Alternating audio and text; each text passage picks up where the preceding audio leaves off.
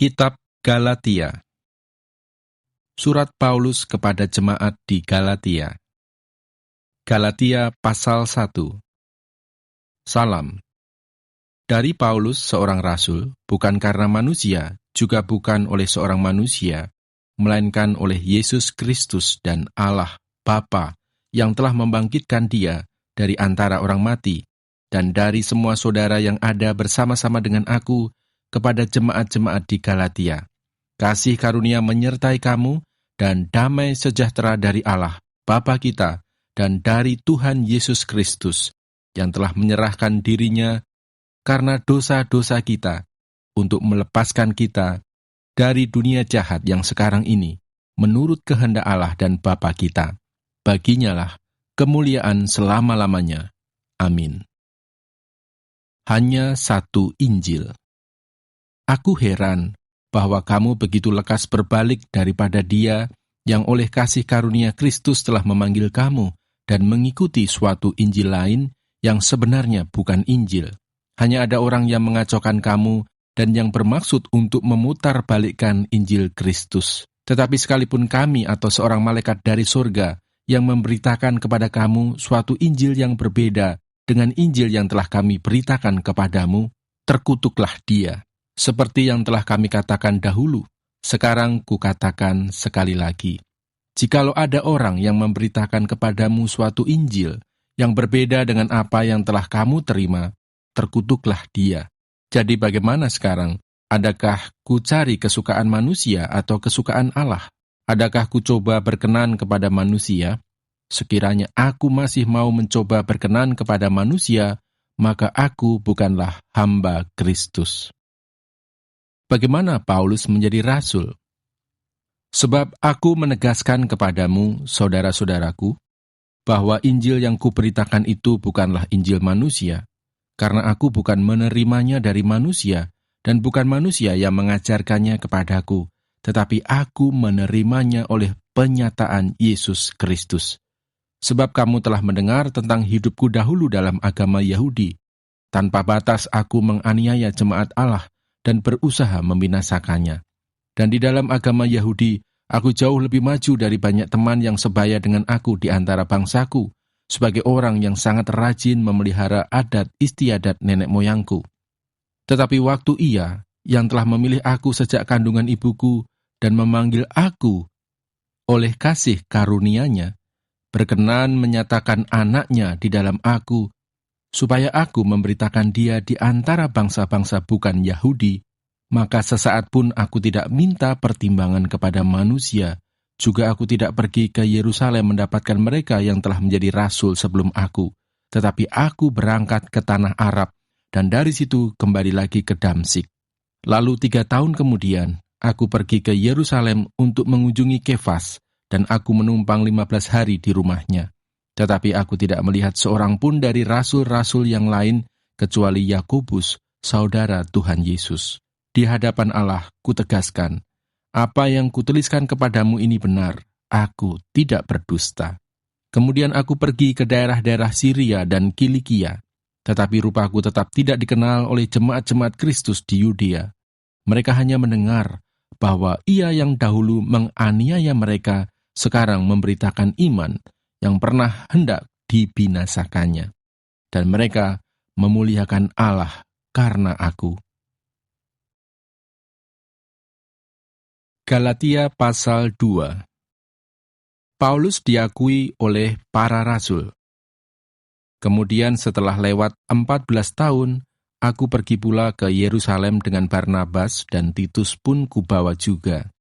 Aku pergi berdasarkan suatu penyataan, dan kepada mereka kubentangkan Injil yang kuberitakan di antara bangsa-bangsa bukan Yahudi, dalam percakapan tersendiri kepada mereka yang terpandang, supaya jangan dengan percuma aku berusaha atau telah berusaha. Tetapi kendati pun Titus yang bersama-sama dengan aku adalah seorang Yunani, namun ia tidak dipaksa untuk menyunatkan dirinya. Memang ada desakan dari saudara-saudara palsu yang menyusup masuk, yaitu mereka yang menyelundup ke dalam untuk menghadang kebebasan kita yang kita miliki di dalam Kristus Yesus, supaya dengan jalan itu mereka dapat memperhambakan kita. Tetapi sesaat pun kami tidak mau mundur dan tunduk kepada mereka, agar kebenaran Injil dapat tinggal tetap pada kamu. Dan mengenai mereka yang dianggap terpandang itu, bagaimana kedudukan mereka dahulu, itu tidak penting bagiku, sebab Allah tidak memandang muka. Bagaimanapun juga, mereka yang terpandang itu tidak memaksakan sesuatu yang lain kepadaku. Tetapi sebaliknya, setelah mereka melihat bahwa kepadaku telah dipercayakan pemberitaan Injil untuk orang-orang tak bersunat, sama seperti kepada Petrus untuk orang-orang bersunat, karena ia yang telah memberikan kekuatan kepada Petrus untuk menjadi rasul bagi orang-orang bersunat, ia juga yang telah memberikan kekuatan kepadaku untuk orang-orang yang tidak bersunat. Dan setelah melihat kasih karunia yang dianugerahkan kepadaku, maka Yakobus, Kefas, dan Yohanes yang dipandang sebagai soko guru jemaat, berjabat tangan dengan aku dan dengan Barnabas sebagai tanda persekutuan, supaya kami pergi kepada orang-orang yang tidak bersunat dan mereka kepada orang-orang yang bersunat. Hanya kami harus tetap mengingat orang-orang miskin, dan memang itulah yang sungguh-sungguh kuusahakan melakukannya. Paulus bertentangan dengan Petrus. Tetapi waktu Kefas datang ke Antiokhia, aku berterus terang menentangnya sebab ia salah. Karena sebelum beberapa orang dari kalangan Yakobus datang, ia makan sehidangan dengan saudara-saudara yang tidak bersunat. Tetapi setelah mereka datang, ia mengundurkan diri dan menjauhi mereka karena takut akan saudara-saudara yang bersunat. Dan orang-orang Yahudi yang lain pun turut berlaku munafik dengan dia, sehingga Barnabas sendiri turut terseret oleh kemunafikan mereka. Tetapi waktu kulihat bahwa kelakuan mereka itu tidak sesuai dengan kebenaran Injil, aku berkata kepada Kefas di hadapan mereka semua, "Jika engkau seorang Yahudi, hidup secara kafir dan bukan secara Yahudi, bagaimanakah engkau dapat memaksa saudara-saudara yang tidak bersunat untuk hidup secara Yahudi? Yang terutama juga untuk orang Kristen keturunan Yahudi. Menurut kelahiran, kami adalah orang Yahudi dan bukan orang berdosa dari bangsa-bangsa lain. Kamu tahu bahwa tidak seorang pun yang dibenarkan oleh karena melakukan hukum Taurat, tetapi hanya oleh karena iman dalam Kristus Yesus. Sebab itu, kami pun telah percaya kepada Kristus Yesus, supaya kami dibenarkan oleh karena iman dalam Kristus dan bukan oleh karena melakukan hukum Taurat. Sebab tidak ada seorang pun yang dibenarkan oleh karena melakukan hukum Taurat. Tetapi jika kami sendiri, sementara kami berusaha untuk dibenarkan dalam Kristus, ternyata adalah orang-orang berdosa, apakah hal itu berarti bahwa Kristus adalah pelayan dosa? Sekali-kali tidak. Karena jikalau aku membangun kembali apa yang telah kurombak, aku menyatakan diriku sebagai pelanggar hukum Taurat, sebab aku telah mati oleh hukum Taurat untuk hukum Taurat, supaya aku hidup untuk Allah. Aku telah disalibkan dengan Kristus, namun aku hidup, tetapi bukan lagi aku sendiri yang hidup, melainkan Kristus yang hidup di dalam aku. Dan hidupku yang kuhidupi sekarang di dalam daging adalah hidup oleh iman dalam Anak Allah yang telah mengasihi aku dan menyerahkan dirinya untuk aku. Aku tidak menolak kasih karunia Allah, sebab sekiranya ada kebenaran oleh hukum Taurat, maka sia-sialah kematian Kristus.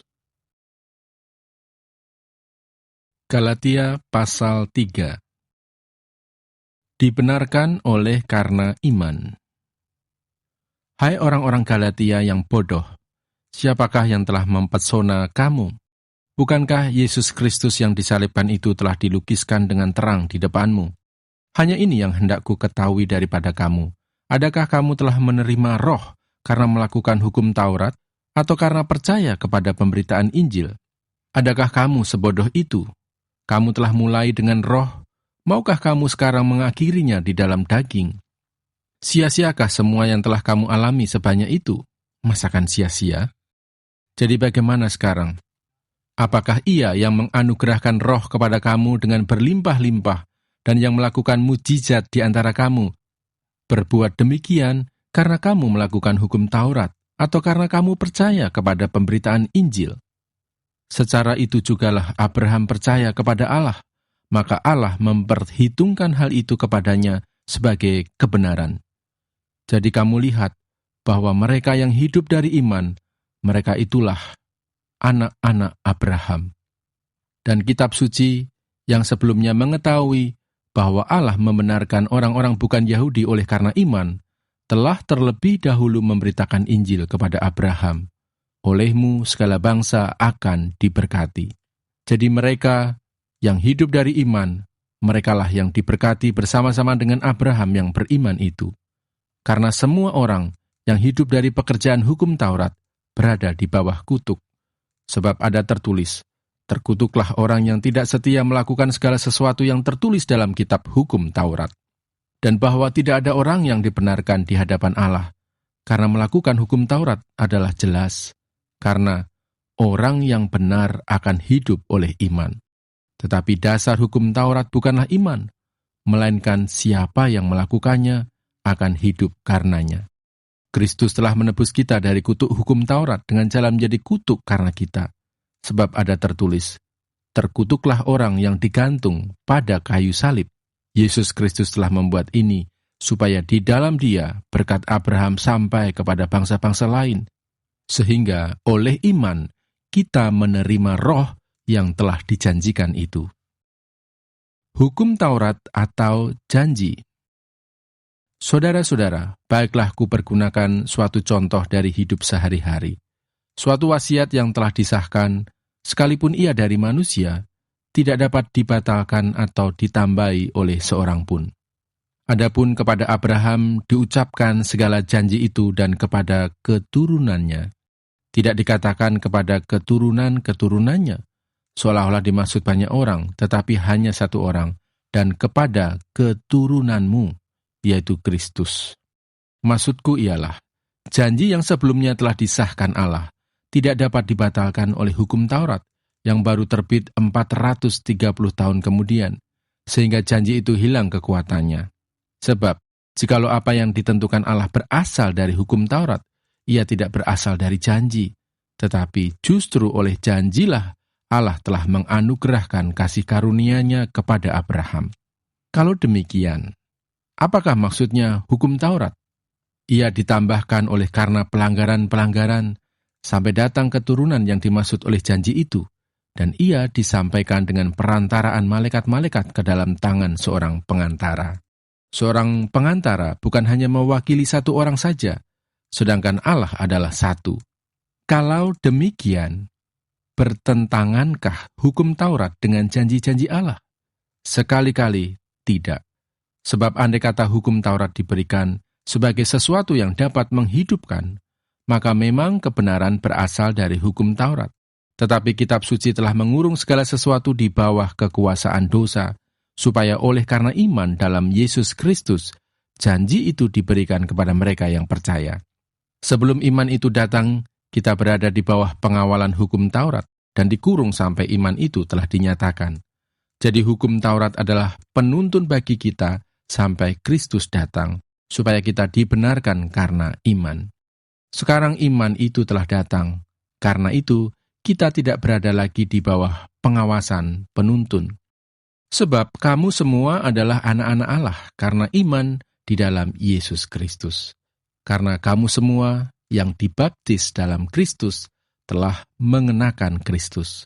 Dalam hal ini, tidak ada orang Yahudi atau orang Yunani, tidak ada hamba atau orang merdeka, tidak ada laki-laki atau perempuan, karena kamu semua adalah satu di dalam Kristus Yesus. Dan jikalau kamu adalah milik Kristus, maka kamu juga adalah keturunan Abraham dan berhak menerima janji Allah.